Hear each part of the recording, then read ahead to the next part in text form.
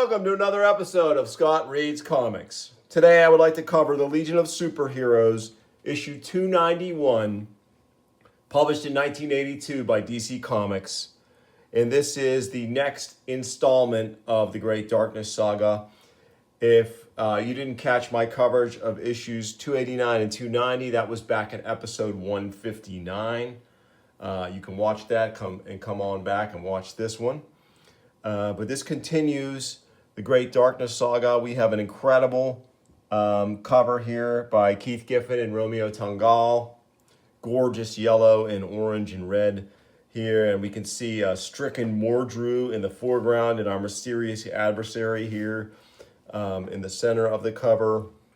And our group of legionnaires also stunned by his obvious power here. So we're going to see a theme of incredible power through this issue. As of course there are plenty of spoilers here. I don't know if I really need to worry about spoiling, almost 40-year-old story, but we're going to go through it.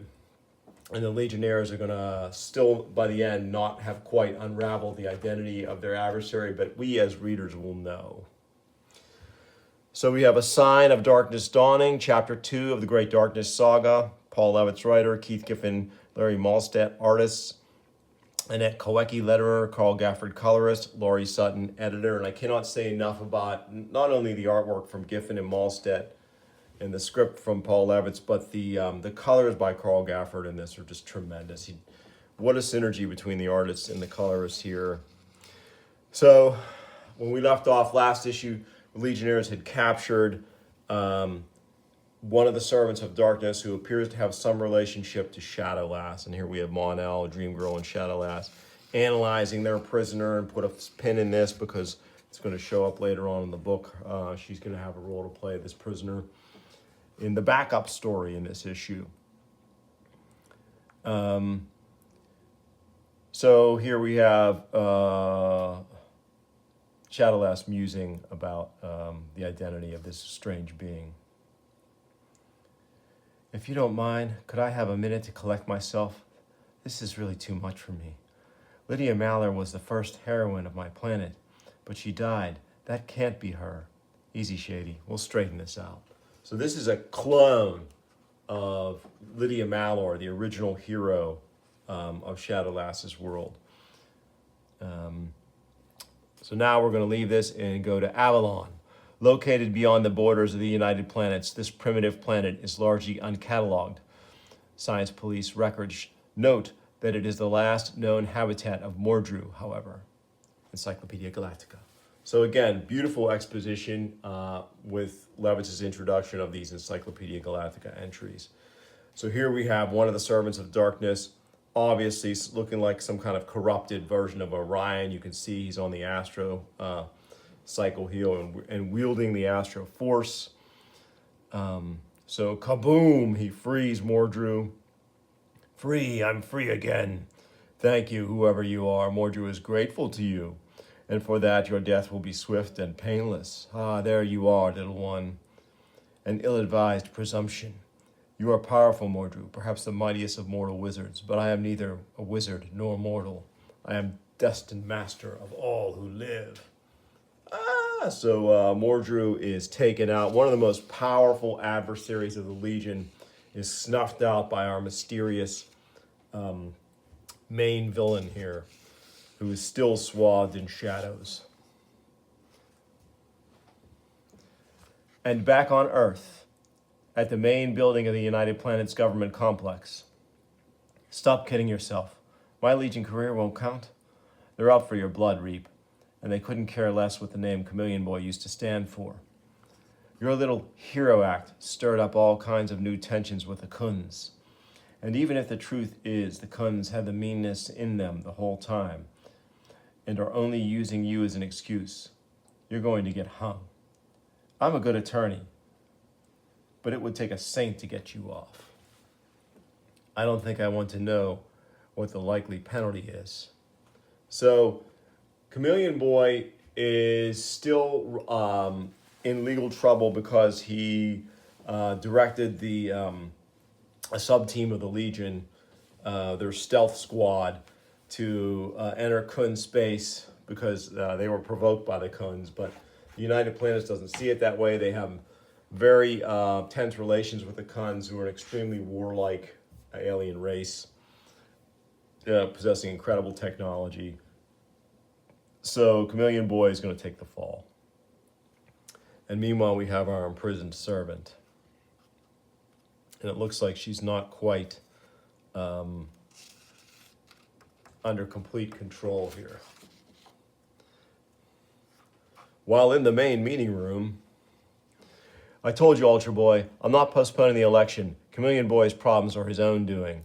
R.J. Brand has hired the best lawyers for his trial before the United Planets Council, and Sham himself told us not to attend. So the Legion election will be going on in spite of the troubles Chameleon Boy is facing. Ultra Boy wants to run, Element Lad wants to run, and Dream Girl intends to run. Ahem, boys. Let's not forget the better man is probably a woman. You're really serious, Dream Girl? Next thing you know, Crypto the Super Dog will be running. And this is awesome the way Giffen does this in this long panel here at the end of the page. The design on this is so cool and the storytelling is awesome. You can see Dream Girl's image in Wildfire's faceplate here. And really cool. It's amazing how they show Wildfire's exasperation and emotion so well when he has no face, essentially. It's just really great how they do it. Is that any way to talk to your next leader? Now, if you'll excuse me, I think I feel a prophetic vision. So she's overwhelmed by a prophetic vision. And so that's going to play out. As multiple things begin to happen at once, multiple emergencies. The Legion's a big team and they have a big galaxy to cover, so they're going to have to split up here because there's problems on Avalon, as we saw with Mordru, and that comes in, and also problems on the prison planet, Tekron Galtos. And here we have a nice Encyclopedia Galactica entry. Tekron Galtos, location classified, principal prison and criminal rehabilitation facility for the United Planets, largely automated, housing high-security inmates from many worlds. It has most recently been encased in a force field of Brainiac 5's devising for increased traffic control. But of course now it's been hammered. They're about to kill this poor science police guardsman. And I love how, as Giffen's run on the series continues, the aliens get more and more bizarre, less humanoid looking, which befits the sort of diversity of species in the galaxy. And it's really cool. Not everyone's just a humanoid in a rubber mask, although this guy could fit that bill. But he's rescued by Mon-El and Ultra Boy. And Shadow Lass's shadows seemingly scare the guard more than the actual peril that he was in. Ultra Boy and Mon-El quickly devise a makeshift prison for the prisoners they've rounded up. Good thinking, pal. Remember that at election time, Mon. I think Element Lab preset our monitor system to tape all 3 missions, and I trust this one will remind everyone of what I can do. If you can clean up this mess, pal, I'll become your campaign manager. Watch my dust. I love the long panels. Giffen is just a masterful storyteller with these Levitt scripts, and his layouts are really, really cool. And of course, he's really, really in sync with Larry Malstedt's inks throughout this incredible run.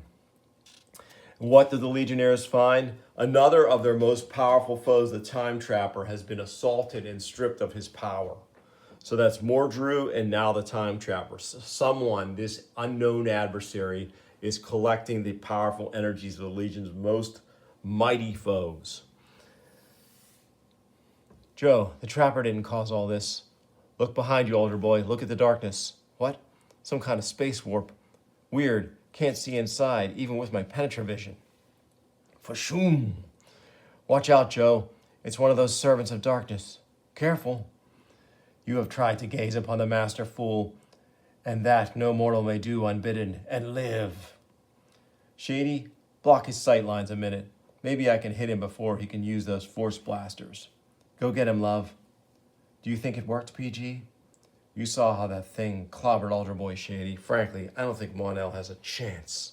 Kawam! And he gets thrown out. Remember, Mon-El is the equivalent of Superboy.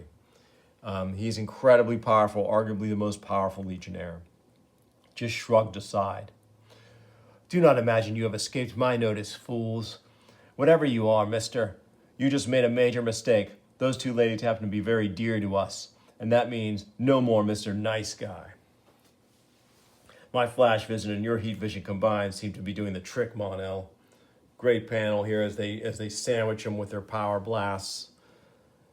He goes fleeing back to his master, and Mon-El and Ultra Boy are unable to follow before the portal closes. The warp disappeared before they could reach it, even at super speed. Whoever that creature's master is, his power is enormous. Listen closely, Shady. I think I know where he got some of that power. And I also think we're in a lot of trouble. So Time Trapper's in a traumatic state here. And now, back on Earth, at the Legion headquarters. Still no change, Saturn Girl? No, Superboy. Earth's still out with that strange electrical fever. Garth is still out with that strange electrical fever of the brain. You know, except for marrying you, I think Lightning Lad's had a worse run of luck than any other Legionnaire. Unfortunately. So, Superboy's back on the scene here. Remember, the title used to be called Superboy and the Legion of Superheroes before it became the Legion alone. So, as running through this as a subplot is Garth Lightning Lad, one of the founding members, has been suffering from some terrible feverish malady and unable to really act very much. He's bedridden, essentially. Meanwhile, on Avalon, careful Legionnaires, that castle below us was where Mordru was buried. If he's still there, but free, this could be extremely dangerous. You stay in the ship and worry, Element Lad. Dawnstar and I will make that overgrown magician crawl back into his hole. He may be loud, but Wildfire should have the sheer power to delay Mordru, or Donnie the skill to track him if he's gone. Then we can close in. Either Starboy, who defeated Mordru last time, or you and me, Brainy, since we supplied the finishing touches the time before. Stop campaigning, Element Lad. We don't care how well you chose the team for this mission. Besides, do you think Nura would have run for leader unless she foresaw herself winning? Oh no, I never thought of that, Timberwolf says. Regardless of your arguments, Starboy, Element Lad's planning seems quite logical to me, and we shall soon have a practical test of its effectiveness. So they're on Avalon, looking at the ruined prison of Mordru, and they find, much like the Time Trapper, Mordru in a traumatic state, drained of his power. Dark, so dark and cold. Well, Element Lad, got a logical explanation for this? Or did you miss this little possibility in your plan? I think perhaps this is hardly the time to be joking, Starboy.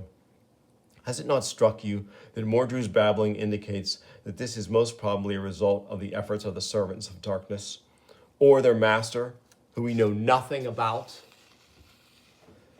except for the solitary chilling fact that he seems capable of casually stealing the power from our deadliest enemy for his own use? Brainy, ever the pragmatist, basically outlines exactly what's going on and what the problem is. Naltor, most sophisticated and richest planet of its quadrant. Almost all its inhabitants have some degree of predictive ability. Encyclopedia Galactica. So this is the home world of Dream Girl and her sister, the White Witch, Missa. And I believe this is the first appearance of the White Witch. And we can see her effect she has on Block. I was not aware that humans here were so. I'm sorry for having kept you waiting, Legionnaires. I'm Missa, Nura's sister, the White Witch.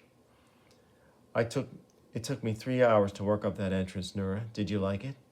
Once a show off, always one, dear. So their visit is interrupted by a blast of dark power as another of the Servants of Darkness tries to imprison the White Witch. Is that one of the Servants of Darkness? which Dreamgirl foresaw attacking her sibling. Looks like Dreamgirl was right, Block. But that doesn't mean we have to let it win. What? Good work, Light Lass. Your sudden reduction of his weight threw the creep off balance. So Dreamgirl sweeps in and rescues her sister. But this servant, who looks like a corrupted Owen, who has the powers of a Green Lantern essentially, sweeps in to take out Light Lass. But this awesome straight-on panel here.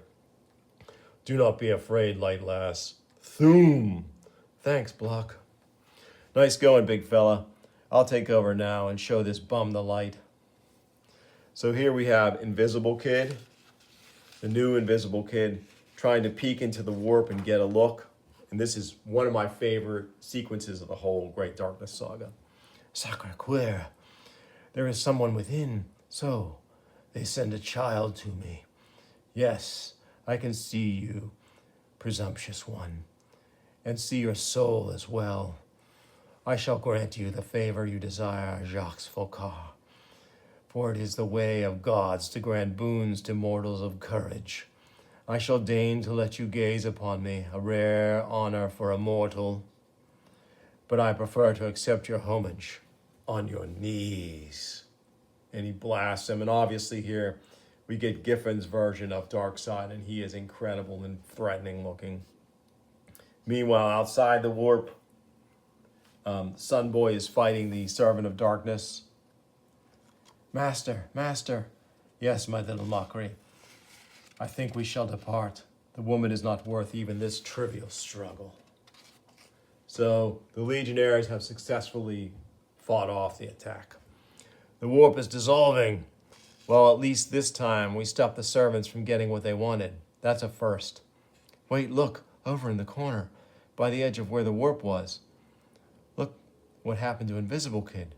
Darkness, so cold. I believe our newest Legionnaire requires medical attention, although his body seems unharmed. Where's the nearest hospital, Dreamgirl? This is your home planet. You're our guide. I just got another prophetic flash. A vision of the Sorcerer's World and the Legion battling the servants again. And I saw us lose. Next, Darkness Transcendent. If you're not on the edge of your seat already, you've got nerves of steel. So great. And we have a little backup story here, which does tie into the main story as well.